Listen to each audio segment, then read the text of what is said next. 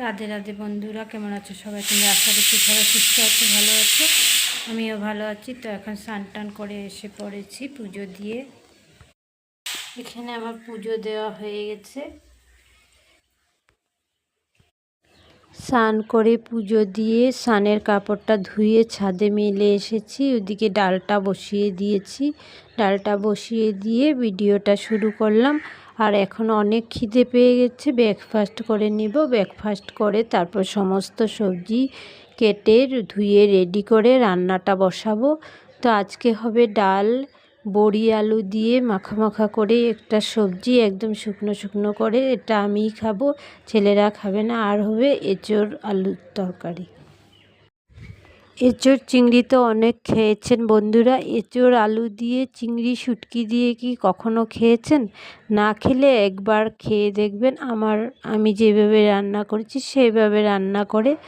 তো যা এঁচোড় চিংড়ি বানাবার জন্য, চিংড়ি শুটকি দিয়ে বানাবার জন্য আমি এখানে এঁচোড়টা কেটে নিয়েছি, আলুও কেটে নিয়েছি। এখন এঁচোড়টাকে হলুদ দিয়ে একটু সিদ্ধ করে নিচ্ছি। আর অপর পাশে কড়াই বসিয়ে দিয়েছি। আলুগুলোকে প্রথমে ভেজে নেব। এখানে গরম হয়ে গেছে তেলটা। তারপর আলু দিয়েছি।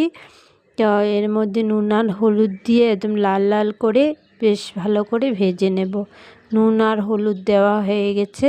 এখন নাড়িয়ে চাড়িয়ে ঢেকে সুন্দর করে লাল করে ভাজবো। আর ওদিকে এঁচোড়টা সিদ্ধ হতে থাকুক। এঁচোড় সিদ্ধ হতে একটু সময় লাগে। তো ততক্ষণে আলুটা আমার বেশ ভালো করে ভাজা হয়ে যাবে। আর যা কিছু লাগবে সমস্ত কিছু আমি মশলাগুলো রেডি করে নিচ্ছি। তো কি কি মশলা লাগবে সেটাও আমি আপনাদের সঙ্গে দেখাচ্ছি। এখানে আছে টমেটো, পেঁয়াজ, রসুন, গোলমরিচ, জিরে, ধনে, দুটো মানে কাঁচা লঙ্কাই, লাল কাঁচা লঙ্কাগুলো। আর হচ্ছে টমেটো, একটা বড় সাইজের একটা টমেটো। তো এগুলো পেস্ট করে নেব। এখানে আমার আলুটা ভাজা হয়ে গেছে। আলুটা নামিয়ে আমি এঁচোড়টাকেও নুন হলুদ দিয়ে ভেজে নিচ্ছি। এটাকেও আমি ভালো করে ভেজে কাঁঠালটাকে নাড়িয়ে চাড়িয়ে ঢেকে ঢেকে ভালো করে ভেজে নেব, যাতে ভাজার মধ্যেই সিদ্ধ হয়ে যায়। এদিকে আমি চিংড়ি শুটকিগুলোকেও বেছে ধুয়ে রেডি করে রেখেছি।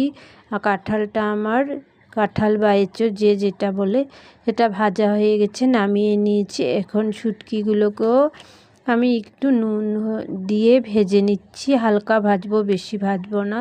বেশি ভাজলে আবার বেশি শক্ত হয়ে যাবে, তাই হালকা একটু ভেজে নামিয়ে নেব। এখন শুটকিটা নামিয়ে নিয়ে ফোড়নে দিয়েছি তেজপাতা, শুকনো লঙ্কা আর জিরা। আপনারা চাইলে এসব কিছু না দিয়ে শুধু পেঁয়াজ দিতে পারেন। আমি পেঁয়াজ দিলাম না। জিরা, পাঁচফোড়ন, শুকনো মরিচের বদলে শুধু পেঁয়াজ দিতে পারেন ফোড়নে, সেটাও খুব খেতে ভালো হবে। তো এখানে আমি পেস্ট করে রাখা মশলাগুলো, সমস্ত মশলা একসাথেই পেস্ট করে নিয়েছিলাম, দিয়ে দিয়েছি। আর গুঁড়ো মশলার মধ্যে শুধু হলুদটা দিলাম। আর তো সব মশলা আমি পেস্ট করেই দিয়েছি। তো এখন ভালো করে মশলাটাকে কষিয়ে নিচ্ছি। মশলা যত ভালো কষানো হবে সবজিটা খেতেও টেস্ট হবে।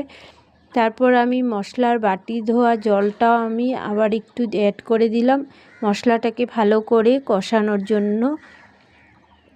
এখানে আমার মশলাটা কষানো হয়ে গেছে। এখন আমি ওই ভেজে রাখা এঁচোড় আর আলুটাকেও দিয়ে দেব।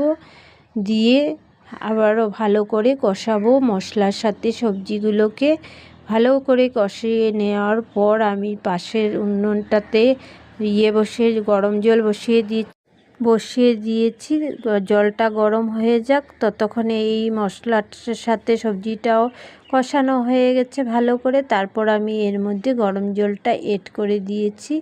তো এখানে আপনারা চাইলে একদম মাখো মাখো করে শুকনো শুকনো করেও বানাতে পারেন, তাহলেও খুব টেস্ট হবে খেতে। আমি এখানে ঝোলটা দেওয়ার পর শুটকিটাও দিয়ে দিয়েছি, যাতে শুটকিটা ভালো করে সিদ্ধ হয়। তারপর এখানে ঝোলটা আর একটু এড করেছিলাম, তো পরিমাণ মতো নুন দিয়েছি। আর আপনারা চাইলে একদম শুকনো শুকনো বানাতে পারেন। আমি একটু ঝোল দিলাম, কারণ আমার ছেলেদের একটু ঝোল লাগবে। তাই আপনারা চাইলে একদম শুকনো করে বানাবেন, তাহলেও খেতে অনেকটা টেস্ট হবে। কিন্তু আমি একটু ঝোল দিয়েই করেছি। আর এখন আমি রেসিপিটা আমার কমপ্লিট নামিয়ে নিয়েছি, নামিয়ে লাস্ট লুকটা আপনাদের সঙ্গে শেয়ার করছি।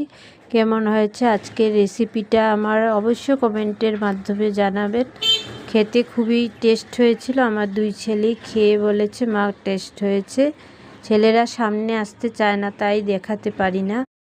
পুরনো বন্ধুদেরকে অনেক অনেক ভালোবাসা ও ধন্যবাদ। নতুন বন্ধুদেরকে আমার পাশে থাকার অনুরোধ জানিয়ে আজকের ভিডিওটা আমি এখানেই শেষ করছি।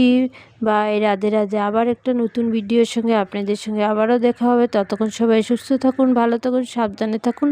আর একটা লাইক আর কমেন্ট করতে ভুলবেন না। আপনাদের সুন্দর সুন্দর কমেন্ট আমার ভিডিও করার উৎসাহ